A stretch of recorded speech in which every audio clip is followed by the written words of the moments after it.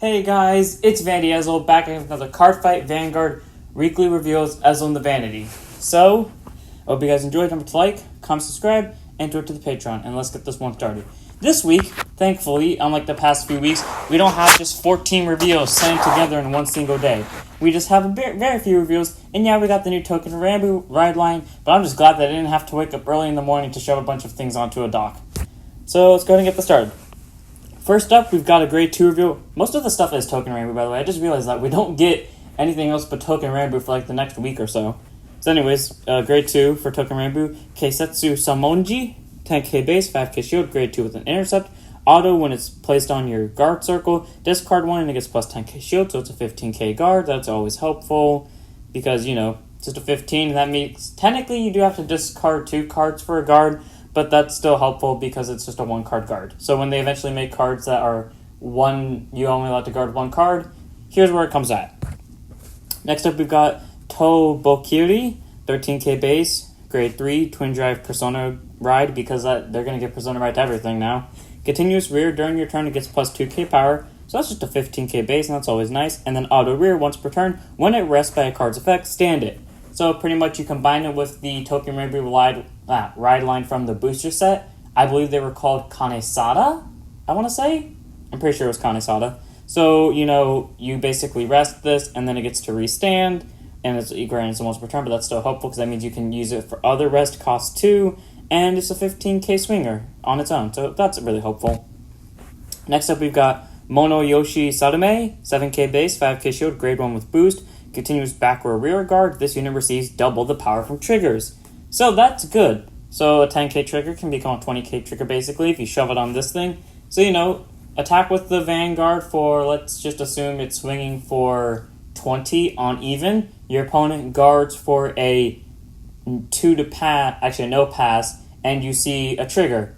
You put it on the back row center. That brings you to 40. And there's, presumably since it's a no pass, so probably on 53. If you see another trigger, just give it to this thing, and its power becomes doubled, so then you get more power out of it. So that's really just helpful, because you can stack more power with it. And if you have 3 of these things in the back row, just give the triggers to the back row, and your opponent's going to die. I wouldn't think this would go in the stand deck, though, the one where you rest and restand everything, because you most likely want to give those abilities to the front row units, since they're going to restand by effects, but it's still a helpful card to have. Next up, we've got Hyuga Masumune, 8k base, 5k shield, grade 1 with boost. Auto when placed on rear. If you have a Vanguard that is grade 3 or greater, look at the top card and put it at the top or bottom. So more cards for the trial deck one. That one I don't remember the name of. I would like to say it's Yoshi something, but I'm not even sure about that.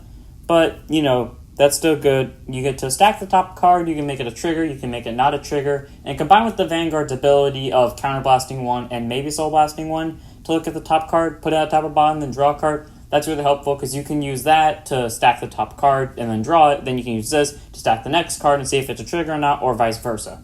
So always really helpful card to have, especially in that deck. So I say like 3 or 4. Plus it can be used in the other decks too, just to stack triggers. Next up, we've got Mutsunokami Cansignata. I know that one's wrong because I said it right earlier. 10k base, 5k shield, grade 2 intercept. Auto rear when it attacks while boosted, counterblast 1 and gets plus 5k power to end of battle. And if it was boosted by Horikawa Kunihiro, I'm also sure that's wrong. For this battle, when your opponent would guard from hand, they must call 2 or more at the same time. I don't know why they're doing this early. Back in V-Series, it makes sense because shield values went up a lot, so forcing them to guard with 2 or more made sense. But here, unless you're at 5 damage, I don't imagine you guarding a lot of these attacks. I mean, most of the people I play against, they don't really guard the Vanguard attacks, and most of the time, the only time they do guard Vanguard attacks for the cards that involve 2 or more to pass, they normally just PG it regardless, but only at the 5 damage, or sometimes 4. Well, they never really they always take the rear guards actually, so I don't know why they're making these things this early, but when it eventually comes to the point where guards do get upgraded, this will become helpful. Plus that 5k power is always good, so 4 copies, maybe not 4, but maybe 3. Next up, we've got Horikawa Kunihiro, 8k base, 5k shield, grade 1 with boost. Auto rear when it boosts a token Danchi Uchigatana. Soul Blast 1 and discard 1 to draw a card, and if it boosted Izumi no Kami Kansada, this unit gets plus 5k power to end of turn. So 13k booster if it boosts this unit, and this becomes a 15k booster. So 28, 2 or more cards to guard, hitting that magic number, which would actually force someone to use 2 or more cards, unless they just want PG it, but either way, still 2 or more cards. And you get a free draw out of it, guaranteed. So, helpful unit. I still say run it at 4 because it's just a Soul Blast, and granted a discard, but you get a free draw out of it. And if you boost the right unit, it gets another 5k out of it. So, good card. Next up, we've got Okanehira. 10k base, 5k shield, grade 2 intercept. Auto rear when this unit attacks while not boosted. Discard 2, choose one of your units with a higher power than this unit, and until end of battle, this unit's power becomes 5k higher than that unit's. So, to get this straight, you could just swing at, for example, Gize. I don't know why I'm picking Gize, I'm just thinking of Gize. With this thing, with being a 10k base, and you have a unit with like 25k on the board. You use this thing skill. Discard 2, add 5k to that unit's power, and just bring it over here. So you swing for 30, and look at that, you can swing at Gize now. So that's actually really helpful, because that guarantees an extra 5k drop of whatever you're attacking with, but at the same time, you could pick your strongest unit and just swing at those numbers, so that's always helpful. Now, if only the boost lasted until end of turn, because then you could abuse this, but nah, it wouldn't work like that. That'd be way too good, but that's still a good card to have. I definitely think like a 3 of or a 4 of. If you have more like draw power, I think a 4, because I think the only reason why you want to use this is because of the discard 2. Next up, we've got Ugu Simaru. That one's probably wrong. 10k base, 5k shield, grade 2 intercept. Auto when placed on rear from hand. Counterblast 1 and look at top 7. Search your deck for up to 1 Okanehira. Reveal it, add it to your hand, shuffle your deck, and if you did not reveal a card, countercharge 1. So you search for this guy, and if you fail to search, you get a countercharge out of it, so basically, you just got to place the unit down.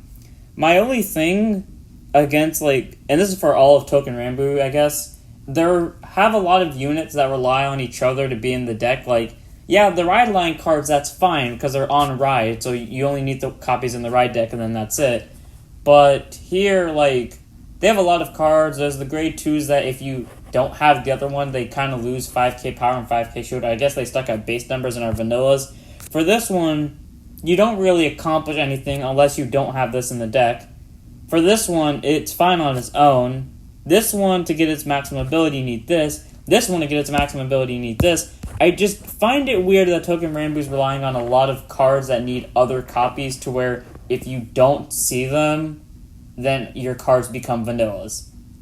It's one thing if they're combo pieces that are needed to extend the play. It's another thing if they're actually required to get a skill off, and then they just become vanillas afterwards. And now onto the new ride line, which I actually like the arts of a lot more than I like the arts of the other one. Mutsunokami Yuki.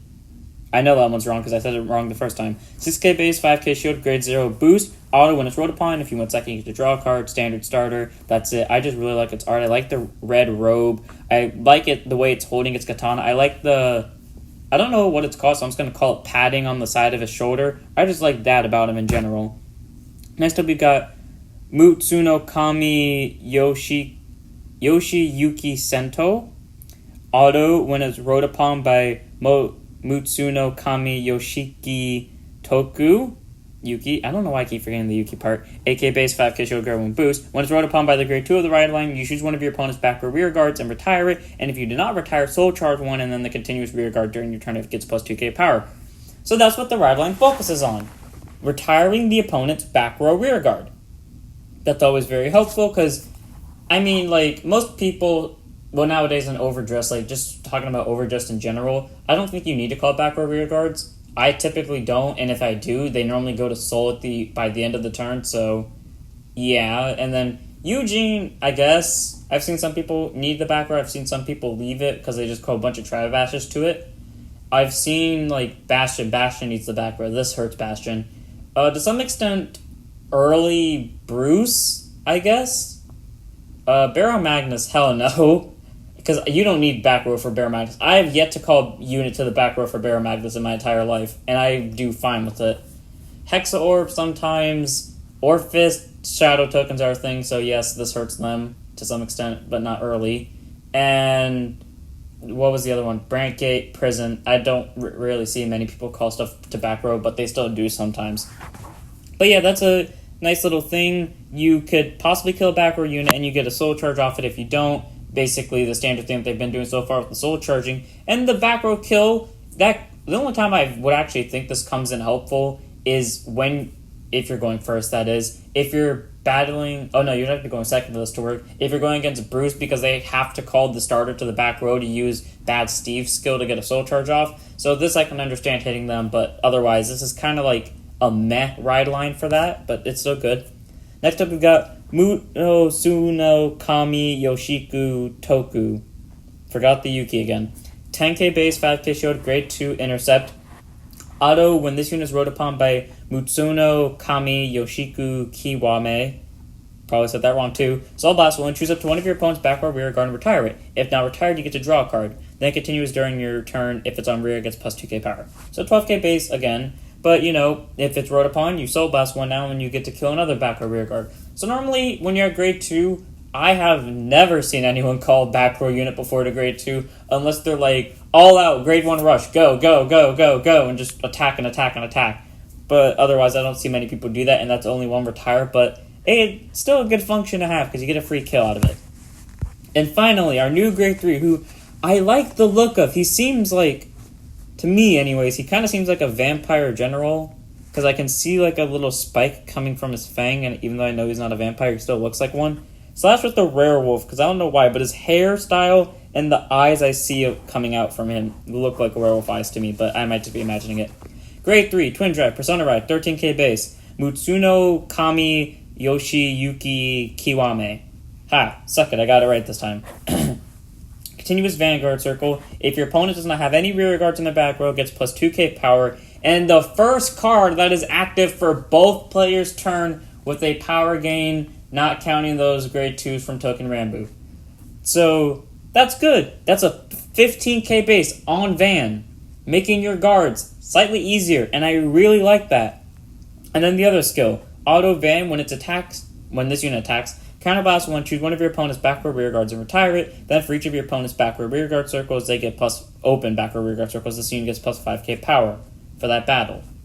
So, you get a free kill out of it, and then you get 5k power for each one, so you're definitely getting at least 5k. My only problem with this is solely focused on targeting the opponent's back row. Like, for that 2k to matter, like, granted, that's just a small 2k, but that 2k can make a difference. Your opponent has to have no units on the back row. For your turn, yeah, that's going to happen, because you're probably just going to nuke it. But for them, they're probably just going to call one unit there, and you can't do anything about it. And if they're playing Overdress and they just decide to call a Trickstar there and never overdress it, then wow, I feel bad for you because you're not getting your effects off at all. But it's really easy to counter during your opponent's turn, like calling down one rear guard, because you're eventually going to make them pay more counterblast than you're paying to call your unit. This thing can just get easily countered a bit, followed by you get a free kill plus the guaranteed 5k and more out of its ability. But like I said earlier, most people just take the Vanguard attacks. The only time they guard is when they actually have to, when they know they're going to die. Like either they saw a crit go on top and they know they're going to see the crit, or they're at 5 damage and they don't have any heals, or they don't want to take the chance. But otherwise, they take the Vanguard so much to the point where having that extra power and doesn't really help. The on-hit pressure does a lot more than this does, honestly, but it's still good. I can't wait to see how they advance this in later sets to give them more support and give them more retiring, because, they could use it. If it was what Eugene could have been, but I guess more balanced. Combine this and Eugene, you got a pretty good deck, if you could combine them. And now, on to our final 2 reveals for Monster Hunter, or Monster Hunt. And I actually like these for a certain reason. I'll get to why in a second. True Sacred Sword of Bonds, Excalibur. Which one of those is Excalibur? Because I see a human with red hair. I see a lance. I don't know what that is, right behind him where his hand is, but I know that's not a sword. There's a hand next to it. There is 2, I forgot what those are, but I don't remember what they're called, but they're kind of like scythes.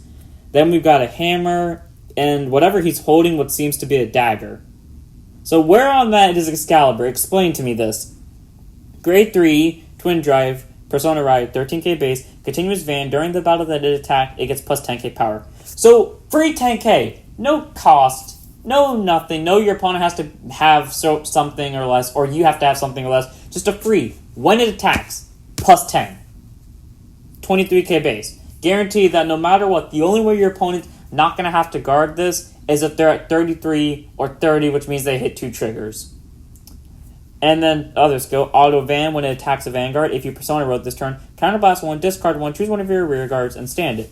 So kind of like Megalanolia, but I feel like this is better, personally, because you get a free restand, and granted, like, you get less attacks out of it, but they can be more powerful, and you'd have to discard 1, but I feel like the way the deck's going to go, considering that you can call from your monster box, which means I don't think you have to use that many hand cards, I think you could easily work with this, and not just free 10k. I love that so much, and it's a Vanguard skill, thankfully. Amazing card, 4 copies, no one can tell me otherwise. Next up, we've got Laplace Demon of Casualty, 13k base, Persona Ride, Twin Drive, Grade 3. Auto Van. When this unit that is boosted attacks a Vanguard, counterblast 1, soul blast 1, choose up to 3 of your opponent's rear guards and retire them. So straight up, just boost this. Pay 1 of each counterblast and soul blast, and you can nuke 3 opponent rear guards.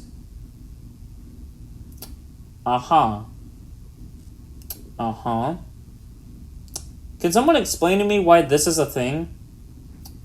I don't know why, but I feel like that's just too good to be coming out that early, because that's just a kill 3.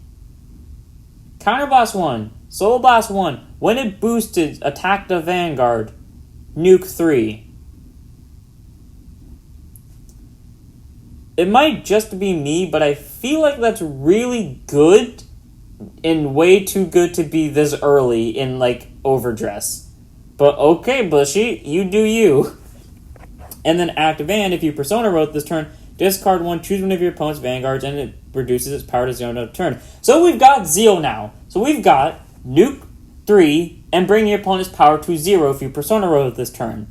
Anything else you want to do? You just want to, when you're about to lose the game, bring in Megalanolia, whatever the hell it was called. I know Megalanolia is wrong, but whatever the thing was called back in the Prerogative Dragon for not Great Nature, Zoo, where you just, whenever you would die, reshuffle your hand and your damage zone back to your deck, shuffle, and then take 5. Is that what you want to do? Is that what you want to do next for your cards? Because this seems kind of good to me. I mean, granted, besides my personal opinion to this aside, these 2 cards right here, they seem really good. I like the fact that they're not really reliant on the monster box mechanic. So, like, if you don't understand it, like me, you don't have to just disclose this clan in general, because you can actually, use it and not have to focus on the monster box aesthetic. Yeah, you might be forced to use it because you only have a few starters that you can select from right now, and the only one that it does exist forces you to pick monster box, but like, you don't actually have to use its ability. You can focus on these guys, and that's really good. Granted, they focus on Persona Riding, which brings me to the problem as before, where a lot of cards focus on Persona Riding, and the only deck that can get Persona Ride for free is Nirvana right now and Eugene from Dragon Empire, where they could have given that somewhere else, because I feel like out of those 2 decks, neither of them need it that much, but it's just a thing. But that's really good. This is a really good place to start for Monster Hunt, or whatever it's called, and I just like that ability. The nuke 3 rear guards and bring the opponent's power to 0, the free plus 10, and then a restand out of it. So all around, really good 2 cards, and I can't wait to see where they go with this. And that was this week's reveals. So hope you guys enjoy. Don't forget to like, comment, subscribe, donate to the Patreon. I have a Discord, so go join that. I have a Twitch, so go follow that. I'll eventually start streaming there. And go subscribe to my second YouTube channel focused on Beyblade, also in the description below. And I'll see you all in the next one. Don't forget to stand up your Vanguards.